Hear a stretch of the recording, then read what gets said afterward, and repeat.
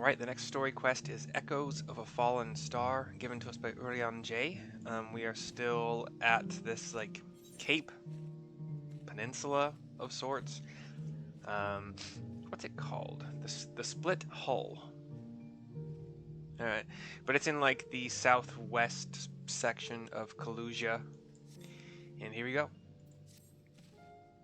Can we but uncover Elidibus's true origins, we may yet come to understand his designs. To that end, Yashola must needs be afforded as much time as she doth require to complete her investigation. To the extent that such things are within our control, yes. Speaking of which, perhaps we might trouble the Exarch for news of his progress with the spirit vessel? Says Alphino. He will no doubt wish to hear of our own discoveries as well, such as they are.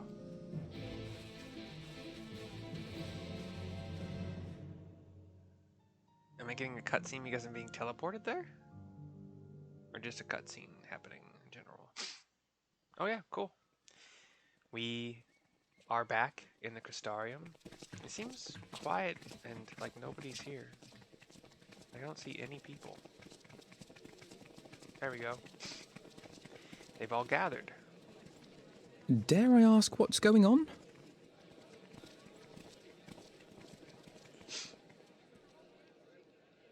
Ah, excellent timing.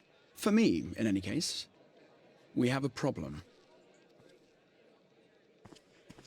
The vast majority of those gathered here are presently in the employ of the Guard or else one of the facets, and no longer wish to be so. Huh. Okay, so they're all guards of some sort and they don't want to be anymore because they because they want to be warriors of light now? In principle, all are free to change vocation at any time. But a city does require a certain number of people in these positions if it is to continue to function. For the moment, I have asked them to postpone their resignation until such time as replacements can be found. As you may have surmised, we have the Warrior of Light to thank for this. It's you! The Warrior of Darkness! Hey, Bernard.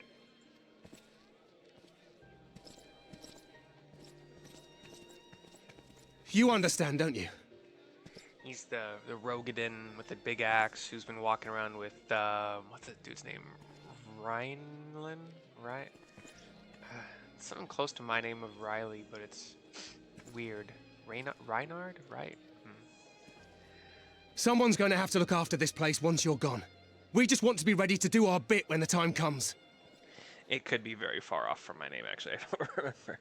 It's some... And not only here, Thaler. but everywhere. Which is why we've got to get out there and lend a hand to those in need. Like Taylor, but Thaler. That's what it was. Okay. That's what you did, isn't it? Even if it was just little things at the start. You helped people. Yeah. But I'm lucky that I am a made-up character that didn't have a job, or I guess didn't have an important job. I don't know. People, Chocobos, you name it, or, well, yes, ... or, ...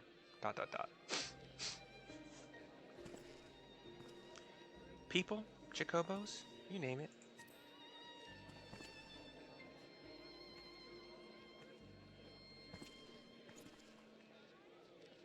And we're trying to do the same. We may have our sky back, but there's no shortage of people who still need help. But the life, in theory, of a traveling adventurer, for the most part, people who are in that line of profession are not going to be making very much money to survive, you know? You're going to be living off the kindness of others for the most part. But If we follow in your footsteps, then I choose to believe we too can be heroes one day. Even warriors of light.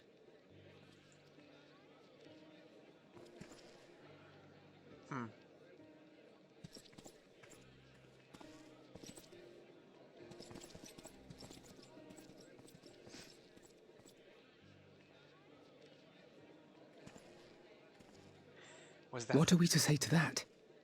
We can hardly tell them they are mistaken. was that the goal? Is it just to make everybody unhappy with their lot in life and give up their jobs that are very productive and helpful to society?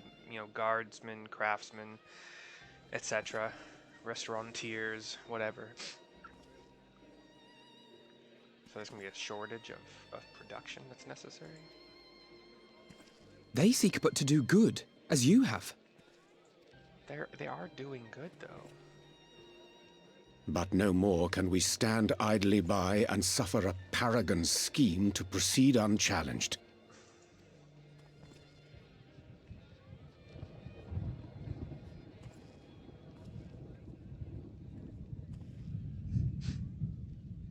Are thunderclouds? Why are we shocked? What's going on? What are we missing? Oh, they're coming in fast and hot. Just clouds are covering the sky quickly, seemingly unnaturally.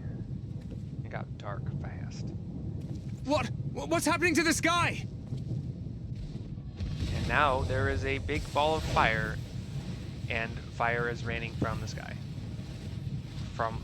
It's as if like fireballs are raining from the sky, but it's as if there's like a fire portal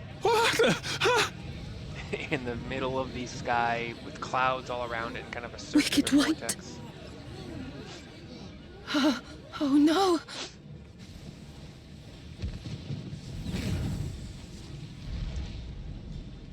By the 12.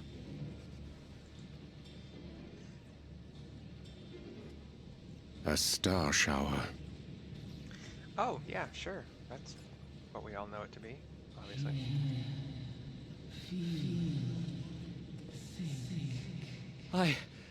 I hear a voice. You and all? Then why does it feel like it's inside my head?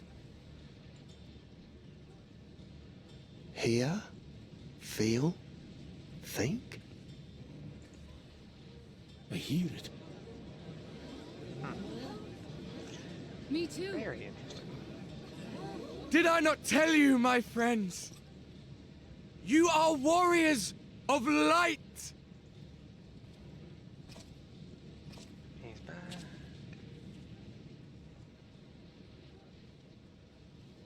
You're back! I already said that. It's fine though.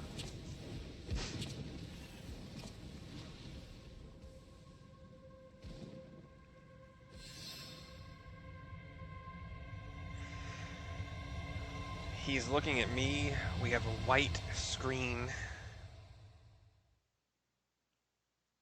And we're looking up at a clear sky.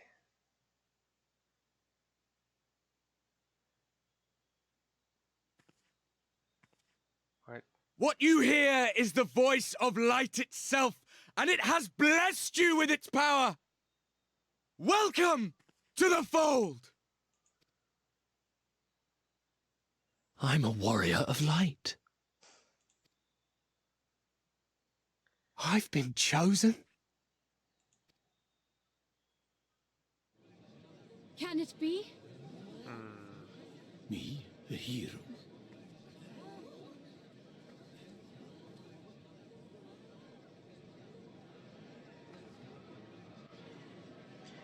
Or is the goal to get all of these people out of the city, to leave it defenseless, or to have them all try to bite off more than they can chew and Wait! get themselves killed? Like,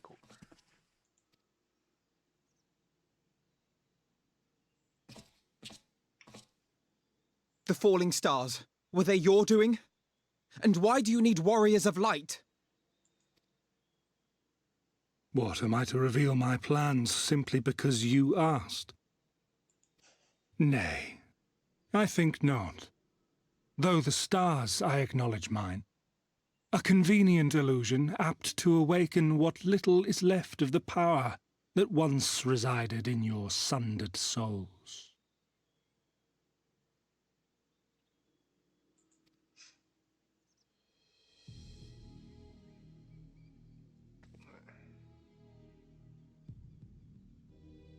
That which you and yours call the echo. And an echo it is, of a symphony, but a fraction of what men in their completeness once possessed. Okay. Even those among you who tower over others in the gift have only the faintest trace of it. But though sundered and forgotten through death and mocking rebirth, it has persisted. A whisper of our past, burned into your very ether, along with the sight of our end. Through the rekindling of memory, I have awoken the ability, just as Heidelin is wont to do when she has need of new minions.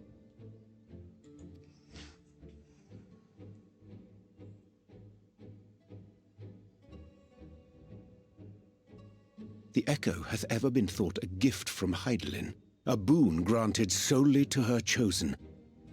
Yet thou wouldst claim she merely awakeneth the power that men should hearken unto?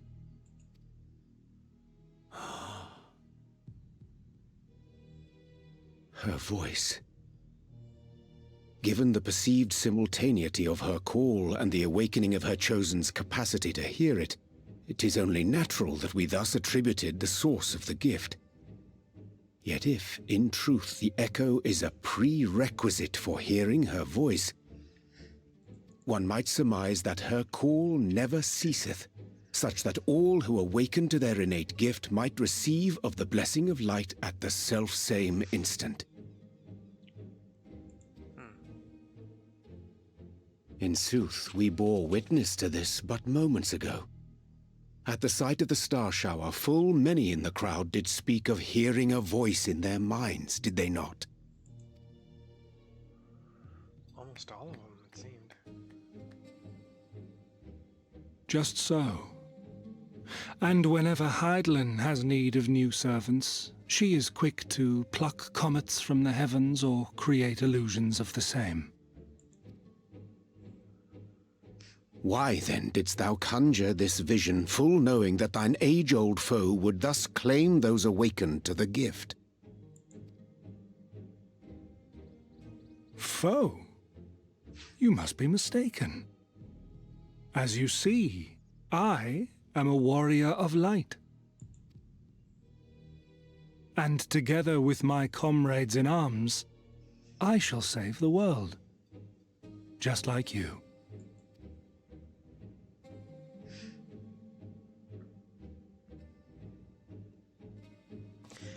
What is happening? He starts to walk away and then portals out in one of those dark purple black portal thingies. And we're left staring at a beautiful blue sky, some clouds. Here's Alphino. The more Elidibus reveals, the less I understand, but that he has made a fine mess of things is plain. Cutscene.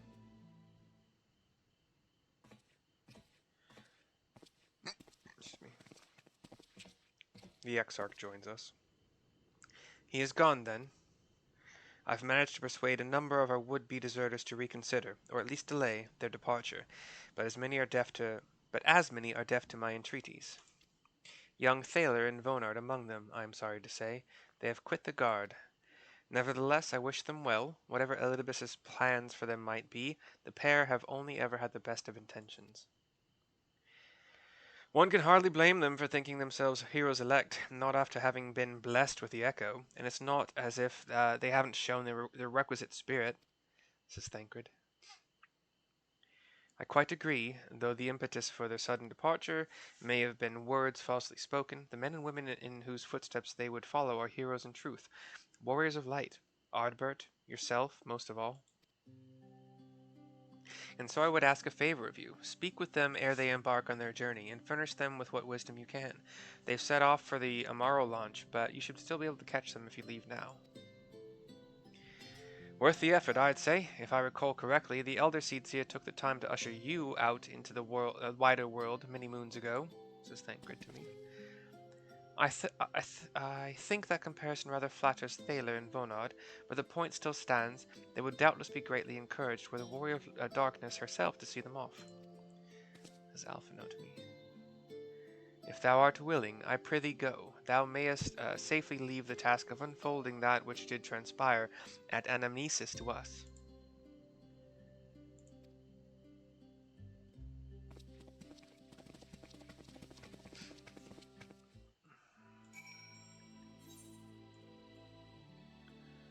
Hop on the Amaro lunch.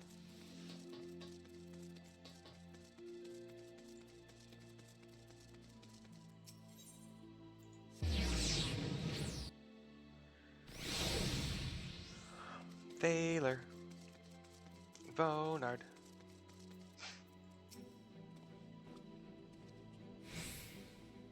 You again? It's you, milady. Sorry, it's been a funny old day, says Thaler. Why, yeah, that was rude. Maybe? I don't know. They're taken aback by what I just said. You can be sure we'll take those words to heart. I still can't believe it. You coming all this way to speak to us? I swear we won't let you down. So long as it helps someone, we'll do what needs doing out there, no matter how small. I know it's not Vonard's voice from whatever, but when they're big, like Rogadins, I just can't do... I don't like the voices they've chosen for a lot of them. And when larger threats loom, we'll be ready to face them. You see if we aren't, says Thaler. I think for a second. The path shall ever be revealed to those who are true of heart. Or, well, what are you waiting for? Get out there. The path shall ever be revealed to those who are true of heart.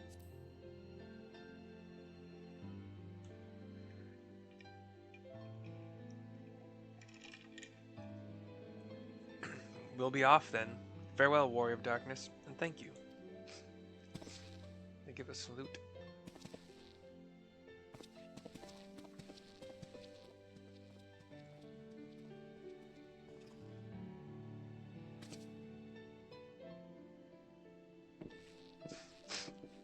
What do we have? Like a Marauder and a Gladiator, I guess? I don't see a shield, so not a Paladin yet. Marauder, just based on what I would assume the level to be. Not yet a warrior.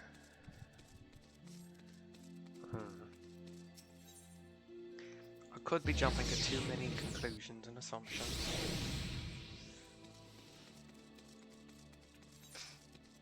Sprint. Run. Yes, I have business in the ocular. Thank you. I'm sorry, you're just doing your job. I love you. Thank you for making the effort. I'm certain your words will be a boon to them. While you were away, the others told me of your investigation. We have yet to discuss how to proceed, however. Cutscene. While your findings in Anamnesis and Ida do raise important questions as to the identity of our adversary, we are no closer to discerning his design, nor do I know of any other potential avenue of investigation. For which reason, we must needs trust to Y'shtola's ingenuity, and wait for her efforts to revive the Ancient's device to bear fruit, says Urlianje. What if I were to attempt to follow the emissary? Elusive as he is, his plan compels him to court public attention. He shouldn't be impossible to find, says Thancred. Especially for one of your experience. It does seem worth the attempt, says Alphino. Then I'll come with you. Safety in numbers, says Reen. He smiles, shakes his head no. In combat, perhaps, but where stealth is required, the opposite is true. Happily, I don't plan on getting myself caught, so you've no need to worry. Nor do I intend to vanish for moons on end. We still have the empty to attend to, don't we? She smiles. All right, then I look forward to your return. And it sounds like the rest of us should avoid doing anything which might prompt Elidibus to look too closely at our movements. Insofar as it's possible, I recommend we limit our activities to the Crystarium, says Alice. Speaking of which, Exarch, might I ask if you've made any progress with the spirit vessel? Says Alphino. Of course, we are presently studying the principles underpinning or underpinning memory transference, and I believe nearing the requisite level of understanding. Less hearteningly, practical trials of transference methods suited for use with the vessel have yet to yield satisfactory results, to put it mildly. But there are still many promising possibilities we have yet to test, says Becklug. Indeed, though it may take some time yet, we are well on our way to a solution, and I shall not rest until one is found. Nods all around. Though we are all grateful for thine unstinting efforts, thou needest not labor to the exclusion of all else. If it would serve to lighten thy burden, however little, I should gladly offer mine assistance. Quite. I, for my part, will do what I can to ensure that the Crystarium continues to run smoothly, in spite of recent disruptions. Then perhaps I could help. There must be something I can do, even if it's just guard duty. Everyone's in. Thank you, all of you. I shall breathe easier for your assistance. Of course, on the evidence of the recent past, it will not be long before some new crisis arrives to throw our plans into disarray, at which time your services will be in particular demand. That being the case, perhaps you might take this opportunity to retire to your suite at the Pendants? I'm gonna possibly be getting a visit from the actual Ardvert, the ghost of. Although, I guess we are under the impression that that guy's, like, his soul is gone, because he helped me.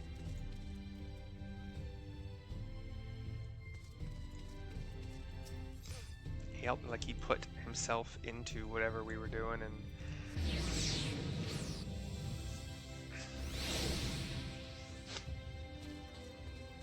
then that was it. That was the end of his soul power. Talk to the manager of suites here. A pleasure as always, Mistress Valkyr. I am relieved to see you were unharmed in the earlier commotion. Though, if I may, you do look somewhat weary. I presume you will be retiring to your suite. Yep. Very good. Do let me know if there's anything you require.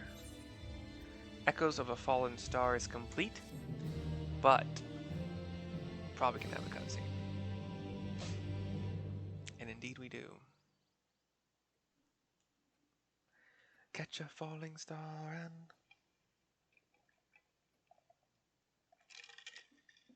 We're laying on our bed in that weird way that we do. Flat on our back, hands down at our sides, palms down. In full armor. That's not allowed in D&D. You can't get a good night's rest in, like, full plate. Probably even leather armor would be stiff enough that I would assume it's probably not that comfy to sleep in. That's one of those things in D&D that if you're paying attention and your DM is paying attention, they're not gonna... If you're woken up in the middle of the night, you're not gonna be geared. We have woken up and we're pouring ourselves some water into a big old mug. I guess there's a knock on our door. Mistress Valkyr, it's Glinard from the Wandering Stairs. I apologize for calling so late.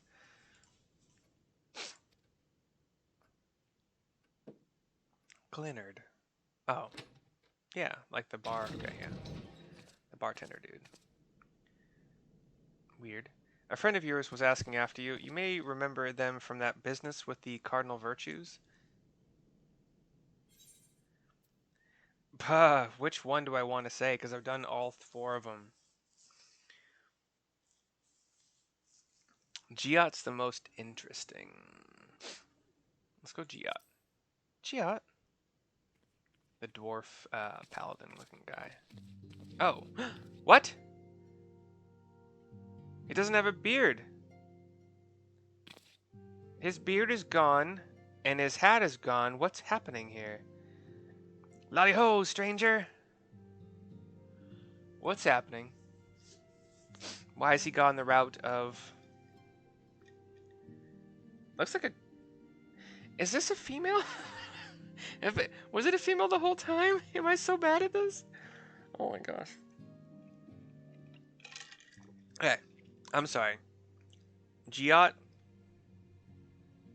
If this is Giat, looks like a female, so I'm gonna start using that voice instead. So there I am, minding my own business, quaffing my ale, when I hear a ruckus outside, and then, clear as day, Warrior of Light. That sounded like trouble to me, and I knew that if anyone was going to trouble herself over that trouble, it'd be you.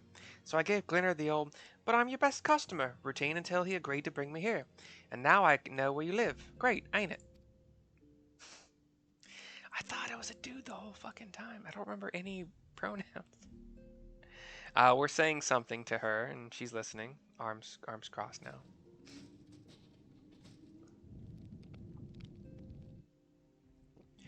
Now she's drinking. Some bastards walking around wearing Ardbert? Lamit's Ardbert? Like a second-hand jerkin? She's pissed. I don't know what's more offensive, that or that you let him leave without a proper dwarven decking. He did vanish into thin air, or a certain Hobson refused to teach me. A certain Hobson refused to teach me. ...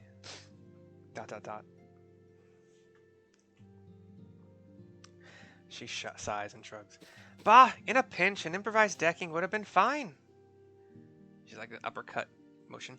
Tell you what, I'll show you how to knock that bastard flat in the blink of an eye here and now. Taboos be damned. And after all, we ain't about to let him keep on like that, are we? Pretending to be Ardbert? Lamit's Ardbert? Lamit was the white mage Lalafell, aka Dwarf.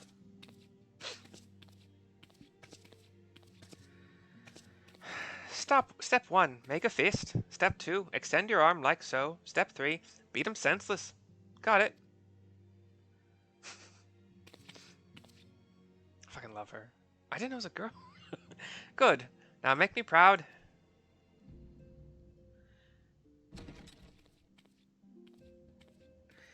And she toddles out.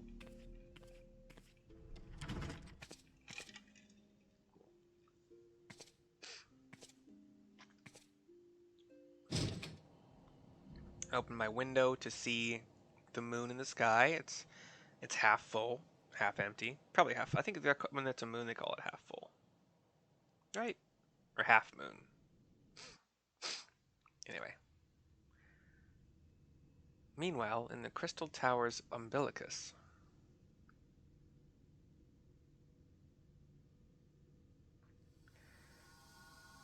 We see the Exarch working with some magic between his palms. Earlion J and Beck-Lu are looking on. He's imbuing that kind of spike with the metal at each end with energy, or trying to. And it falls, goes dull again. But it fell slowly, like it didn't like foiled again. Drop. It was a controlled fall. Foiled again. If I cannot imbue the infernal thing with my power via magical means, we may need to devise a way to infuse the vessel with my blood after all. Oh. His arm is paining him, the one that's like made of the crystal. Art thou unwell? Is the crystal of the arm cracking? It's like under his sleeve, so we can't really see. And his arm isn't moving. Oh, perhaps a brief respite. It wouldn't do to overtax yourself. Has he lost control or use of the arm now?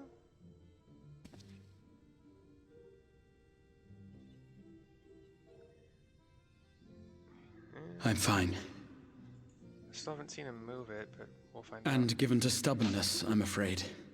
Especially when I have a stake in the outcome. Stake.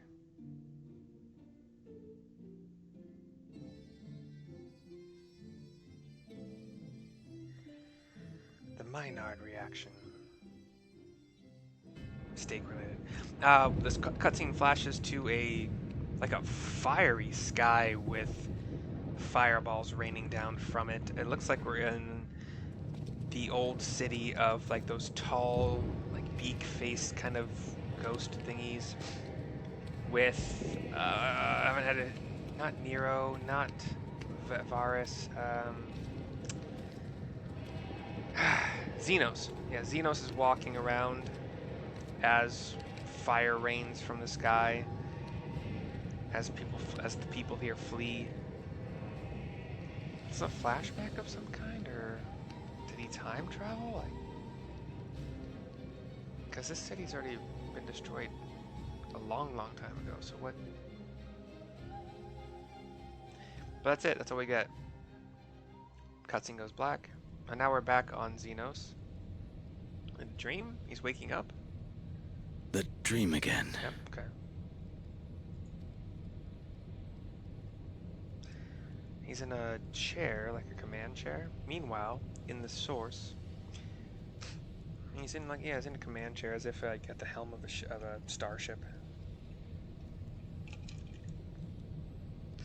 A recurring dream. They do so fascinate me. Might I trouble you for the details? This is a white-robed figure. There's a hood that covers his eyes. I believe he's one of I have always dreamed of it. Asians. Fire falling from the heavens, and the city, nay, the whole world ablaze.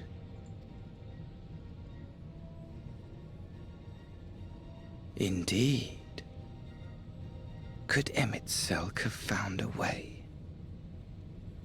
Precious few possess memories of the final days. The final days?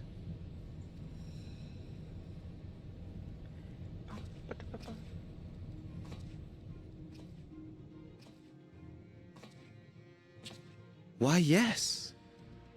Admittedly, my knowledge is mostly second-hand, but if you are interested, I will gladly tell you the tale.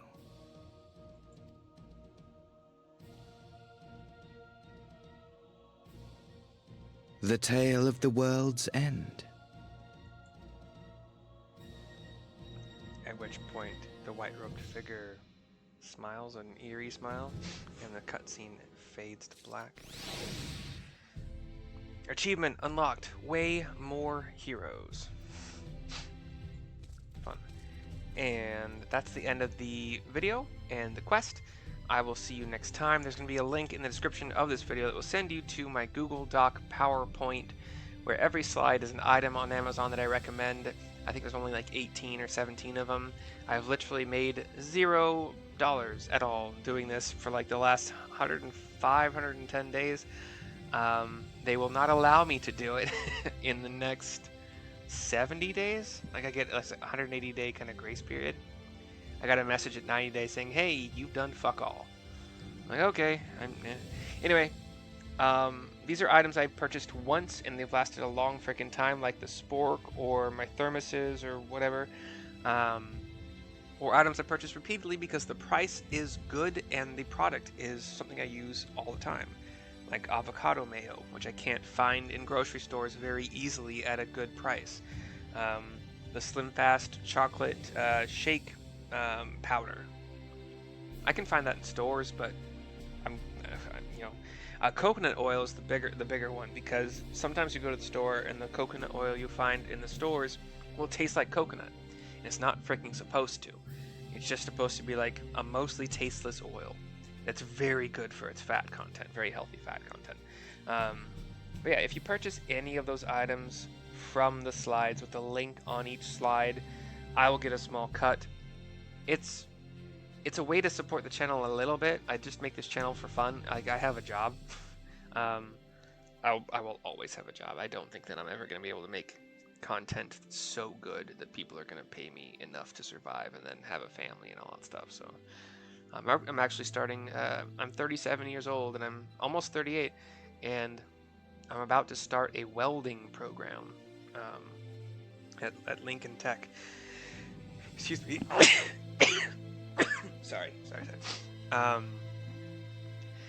And that should bring in some good amount of money, but it will probably also mean being able to do these videos less, which is fine. I will also be starting a family pretty soon. Like, I already have a woman who she and I are very certain to be married. Anyway, but yeah, if you purchase any of those items from the list on that PowerPoint, I'll get a small cut. I will see you for the next video very, very shortly because this is very interesting. Bye for now.